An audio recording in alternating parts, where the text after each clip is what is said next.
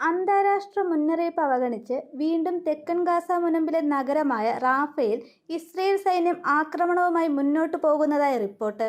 ആക്രമണത്തിന് മുന്നോടിയായി റാഫയിൽ നിന്ന് പാലസ്തീൻ സിവിലിയന്മാരെ ഒഴിപ്പിക്കാൻ ഇസ്രയേൽ സൈന്യം തയ്യാറെടുക്കുകയാണ്. ഒരു മുതിർന്ന ഇസ്രയേൽ പ്രതിരോധ ഉദ്യോഗസ്ഥൻ ടൈംസ് ഓഫ് ഇസ്രയേലിനോട് ഇക്കാര്യം സ്ഥിരീകരിച്ചിട്ടുണ്ട്.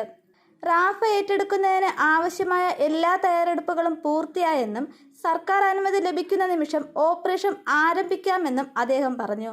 ഗാസയിലെ 2.3 ദശലക്ഷക്കണക്കിലധികം ആളുകൾക്ക് അഭയം നൽകുന്ന നഗരത്തെ ആക്രമിക്കുന്നതിൽ നിന്ന് പിന്മാറണമെന്ന് അമേരിക്ക ഇസ്രയേലിനോട് അഭ്യർത്ഥിച്ചിട്ടുണ്ട്. കഴിഞ്ഞ ദിവസങ്ങളിൽ ഇസ്രയേലിന്റെ നിലപാടുകളിൽ കടുത്ത വിയോജിപ്പാണ് ബൈഡൻ സർക്കാർ പ്രകടിപ്പിക്കുന്നത്. എന്നാൽ ഇതിനും ഇസ്രയേൽ നിലപാടിൽ വലിയ മാറ്റങ്ങളൊന്നും ഉണ്ടാക്കാൻ സാധിച്ചില്ല. അതിനിടെ പാലസ്തീനിലേക്ക് സഹായം എത്തിക്കുന്ന ഗ്രൂപ്പുകൾക്ക് നേരെയുള്ള ആക്രമണങ്ങളും ഇസ്രയേൽ കടുപ്പിച്ചിരിക്കുകയാണ്. വിവിധ രാജ്യങ്ങളിൽ നിന്നുള്ള സഹായ ഗ്രൂപ്പുകളും സൈന്യത്തിന്റെ ആക്രമണത്തിന് ഇരയാവുന്നതായി ന്യൂയോർക്ക് ടൈംസ് ആണ് റിപ്പോർട്ട് ചെയ്തിരിക്കുന്നത്.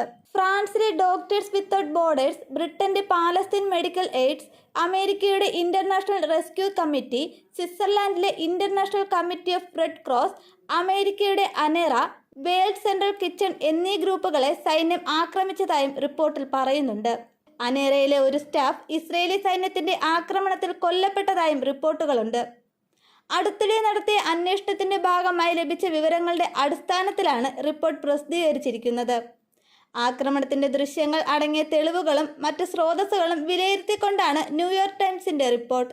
അതേസമയം ഗാസയുമായുള്ള ഇസ്രയേലിന്റെ യുദ്ധത്തെ ചൊല്ലി നിരവധി US യൂണിവേഴ്സിറ്റി ക്യാമ്പസുകളിലുടനീളമുള്ള ജനകീയ പ്രതിഷേധം ശക്തമായിട്ടുണ്ട്. പ്രതിഷേധക്കാരെ പോലീസ് അടിച്ചമർത്തുകയും നിരവധി പേരെ അറസ്റ്റ് ചെയ്യുകയും ചെയ്തു. കൊളംബിയ സർവകലാശാലയിൽ ഇതുവരെ ശ്രദ്ധ കേന്ദ്രീകരിച്ചിരുന്ന പ്രക്ഷോഭം ഇപ്പോൾ ഐവി ലീഗ് സ്കൂളുകളായ ഹാർവേഡ് ഉൾപ്പെടെ കുറഞ്ഞത് 5 സർവകലാശാലകളിലേക്കെങ്കിലും വ്യാപിച്ചിരിക്കുകയാണ്. ലോകത്തിന്റെ വിവിധ ഭാഗങ്ങളിൽ നിന്നായി പാലസ്തീനിലെ മനുഷ്യർക്കായി ശബ്ദമുയരുമ്പോഴും പിന്നോട്ടില്ലെന്ന നിലപാടിലാണ് ഇസ്രയേൽ.